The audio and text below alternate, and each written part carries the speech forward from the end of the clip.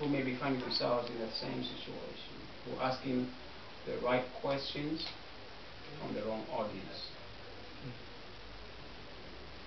Because if you want to talk about racism, you're going to have to ask black people, Yeah. what and how have you experienced and how are you experiencing racism? And those are difficult questions. And then, of course, not every black person is ready to answer that question.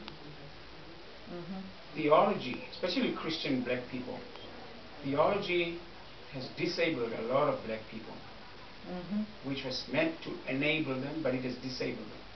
Theology can be the most powerful tool you have. I mean, I'm not a politician, I'm a theologian.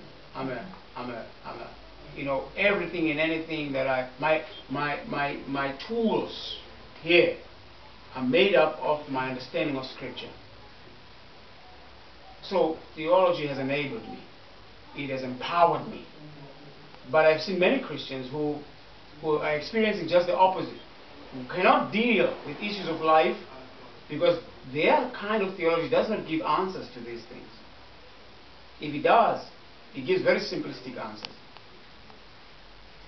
So, again, even though you may be asking the question to black people, again, it's not every black person. Because you see, most black people, again, depend on white people for their theology. They have not began the process of redefining for themselves who is Jesus. That's why here, you know, we started that process of redefining our theology. We call it the Black Easter. Every year we set aside that whole weekend